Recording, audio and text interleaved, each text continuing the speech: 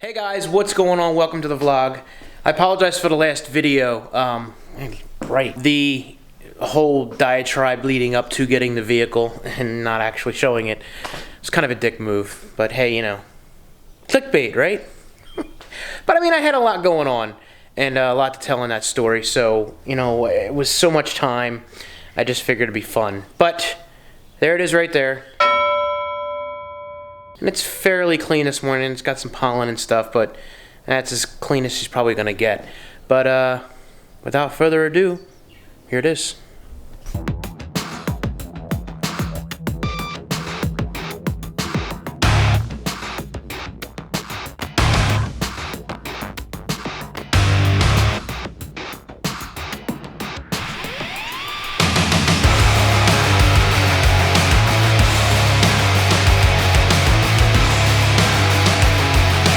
Alright, there she is. 2017 GMC Sierra, as you can see. It's got the premium SLT package, the Z71 kit. Now, this pretty much has everything almost that a Denali has, which was enough for me. It's got 20-inch rims, it's got the side steps, not the raised and lowered ones automatically, which are completely badass on the 2017s. They actually not only go down, but they actually, there's like a button on the side that you actually just tap with your foot, and the whole thing goes back, and that way you can step up into the bed from right there, which is pretty neat. It is the club cab, as you can see. 6.5 foot bed, V8, 5.3 liter, pretty much loaded on the inside, which is kind of what I wanted. And everything that I need. Now, if you'll indulge me for a second, you know, again, not having a new vehicle for umpteen years, things have changed. Things like, you know, when you lock it or unlock it, the lights do go on at night. But the coolest thing is when you lock it once, you hit it again, it honks, and you can set your mirrors to go in, which is pretty cool. But that's not all. Of course, it's got an auto start on it, or remote start. But if you unlock it, hold the button down, they go out, and hold it longer, the windows go down. Unfortunately, they don't go up when you do that, which would actually be really cool, but what are you gonna do? Alright, so let's go ahead and show you guys the inside real quick here. All leather, which is something that I never had in a vehicle, which is very nice. All your window controls on the side here. This is really cool. A lot of vehicles have the child safety locks on the door, on the side of the doors, like on the back doors and whatnot. This actually allows you to lock all of them and unlock them right from the driver's side, as well as the window down controls on all the other windows, which is very nice. I like having that because my daughter, I like to lock it when she's in the car, and she doesn't realize that I can unlock it, and so she can get out and feel like she's a big girl. So we have the memory controls here, which is nice. Something, again, I never had in a vehicle. Locks, they control the mirrors. You hit the one side to control the left, this to control the right, and this button in the middle, actually, if you're pulling into a tight spot, you can pull those in automatically. So moving to the inside, your 4x4 controls and your lights on the left side here, along with trailer brake if you've got that hooked up. The controls on the wheel, which is nice. You can set your cruise control, heated steering wheel, which is very, very nice. And you can set up your auto crash to sensor, how close you want to get to another car. And then all your other controls on the side there for multi-different things. Changing your radio stations or modes on the one side there on the back, and the volume on the other side. Of course, then you have your controls for your windshield wipers and all that sort of stuff. Shifter knob, which can go into manual if you want to, and tow mode. Both seats are fully automatic, which is nice. Raise, lower, back, up, down, lumbar control, all that good stuff. I could certainly never put you guys on the center console and still have room to show the shot without using a wide-angle lens. This is the Sigma that's on here. Once we start the car, or even just put it into aux, my seat goes to the way I like it automatically, which is very, very cool. Again, something I never had. Been around for years and years and years. something that's been in cards for many, many years, and I'm just catching up to now. So, again, nothing special to most people out there, but to me, pretty psyched about it. All right, my phone has connected. So here's the radio. This does a lot compared to what I'm used to on another radio. I can go into a specific video because I could go on 5-10 minutes talking about everything that it does. If you want to see that, comment down below or give this video a like, and that way I'll know that you guys want me to go over the radio specifically, because you control a ton of things that the car does at that point. Now, you've got all your audio, and if you plug in your iPhone or Android device via the cable, which is nice because all the attachments go right into that, it'll open up and give you your Apple CarPlay, and you can go in and set that up. So there is just a ton of options that come on this, and many different vehicles have less, more, whatever you're looking for. You have your pedal, which can go up and down for short people like me. You can turn off your traction control. You got a light for the back and the bed, which is nice. They have lights on the sides and off the back as well. This is the anti-collision setup here. If you want to have that on, you can do that. There's more options in the radio, which I can show you guys in another video. Lane avoidance or stay in lane control. This is actually pretty cool. I'll have to show that to you guys how that works. Again, things I never had. So most people probably have this. My other vehicle did have this, which is the downhill assist, which will change your gearing to make sure you don't slip as you're driving downhill. So the controls are actually really cool. On both sides you have cooled seats, heated seats. You have the back and the bottom, and you can determine how strong you want the cool air to be or the hot to be on that, if you want to go different settings on that, which is very nice. In here you have your dual zoned heating and cooling, which is nice because the wife is always cold and I'm always hot. So you can set that up for each person, or I can actually sync it to both if I'm in here by myself. All your controls for the air and all that good stuff, where you want it to go. So for me, one of the things that I just love about the package this car includes, which is when I was looking for a truck, I really wanted to have this added console in here just because I think it looks nicer and it includes more. You've got your 2 USB ports, you've got 2 12-volt adapters, and the really cool thing is you've got an actual outlet in your car, which is very nice. They do have the ability to stand up your device or devices, whatever you have in there, which is nice because if you've got this sitting right here and you want a short cord to go right in there, you can do that.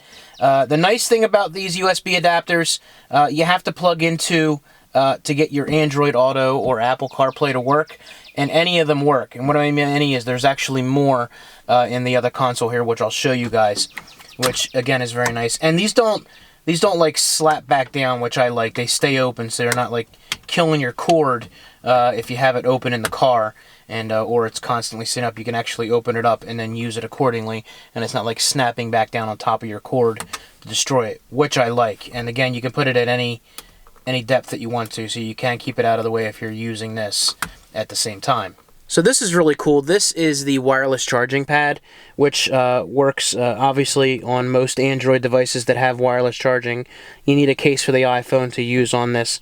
But it's a real bummer. I tried the Galaxy S8 Plus in this, and where the sensors lined up on here doesn't line up with the GS8 Plus. I think it was too low, so I needed to like go down here lower. I think that's a common problem with these and Samsung devices. I don't think they fit. There's a couple hacks online where guys cut this out and do their own little tray, and actually because of that little bit, it actually starts working, but you can't even lift it up because that's that sensitive or that weak or whatever you want to call it as far as making the connection. But you know what? 9 times out of 10 I have it hooked up to the radio for CarPlay or Android Drive on that, so it doesn't really matter in my opinion. So the back seat, which usually is the ill-forgotten portion of a vehicle. Usually not a whole lot of room. People are always cramped in here, but that has changed in the past few years with pickup trucks and a lot of SUVs. You know, you've got a ton of room in the back of these now. The back doors are as big as the front doors in most cases, and this is the reason why. There is a ton of room back here. In here, I'm not the tallest person, and plenty of room. I've had people 6 foot over sitting back here. they say it's great. The other cool thing is they have up on top here an indentation going up to give the person that might be much taller than me a lot more room sitting back here, which is extremely nice. They have that. My daughter messing that up, leaving dirt in the top there already. I'll have to clean that off. So, lights back here are very nice, very bright LEDs. Behind me there is a sliding window, which my daughter loves. And for those who like to partake in a passenger drink, there's that. But that's pretty much it. I mean, you want to plug in your phone to charge it, some storage, some pockets. That's about it.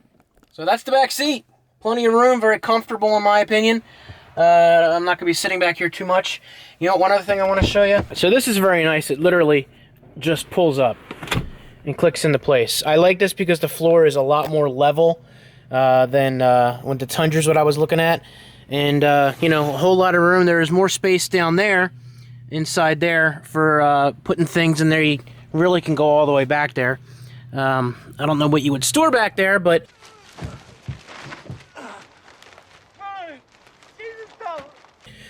there is more room than you realize. And very nice. It just clicks up into place, unclicks, goes right back down. And that's it. The other cool thing that the vehicle has, which again, most vehicles probably have, which I haven't seen in many years, but on your steering wheel, you have some controls on the side here, and that will allow you to bring up a menu. Now, first we have your info here, which gives you your speed and what the speed limit is, which works about 90 to 95% of the time. And give you your trip A, miles per gallon, trip B, which most vehicles have. Your fuel range, which I had in my 4Runner, which was very nice, because I took that down to the bare minimum. Oil life left on the vehicle. Tire pressure, which is pretty cool. I had a sensors on my other car, but I had to get out and check the tire pressure and what that was. Fuel economy, and that's pretty much it for that info. But you also have your audio, which you control here, your phone, navigation, and your settings as well. I will include that in the stereo you know, once over if you guys want to see that. So let me know. But it's very, very cool to have. It gives you the ability to go in and actually change many things on the settings as you're driving along, making it a little bit easier just to kind of get to where you need to go to, especially once I start learning everything and knowing where everything's at. It's really, really easy just to do it without even looking. Okay, so we've looked the outside of the vehicle. We've looked inside. Now let's go just for a little bit of a drive. Well, obviously I've driven it for a couple weeks now, and I'm extremely happy with everything that it has to offer so far. It's rained a few times. I've driven it in torrential downpours, dry, and you know, it's very comfortable. In my 4Runner, I felt like I was constantly fixing my seat, you know, get used to it over the years. I find myself doing it here when I don't really need to.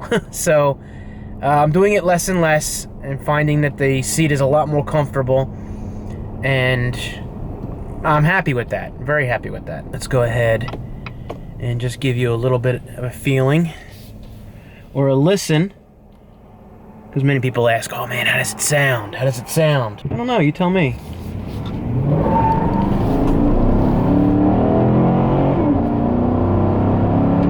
And of course there's cars in front of us and my anti-crash goes off. So far so good. Very cool. I think it sounds good. I don't know what an aftermarket would sound like on this. I did drive the all-terrain that had the aftermarket exhaust on it, and it was a dual exhaust. It sounded great, and obviously it was much louder. Now, inside the cabin it had, you know, a lot of noise too. That leads me to my next nice luxury of having a new vehicle. Driving down the road at high speeds in the 4Runner had gotten, you know, very loud. And of course now you're in a new vehicle, everything's a lot more sealed and much quieter, and the ride is a lot quieter. One of the things I noticed in my last video when I was driving to go look for a vehicle was the fact that it was so loud. You know, it was a lot a lot of noise as I drove down the road. So that's my first impressions of my vehicle. You know, I've got about 672 miles on it, and I'm extremely happy with everything and how it's performed so far. So if you guys want me to test something or show you something in the vehicle, I'd be more than happy to do a video on it. I do have lots of ideas of things that I want to show in the vehicle, so I will be doing that. But comment down below if there's something specific that you want to see. Next up after this, I believe we're going to be going over the radio. It's just a whole lot of stuff on there, which is really, really cool. And, you know, anything else. So please feel free to subscribe. Thank you all for joining me. Thank you for all your support. You all have a good day, and I'll talk to you later.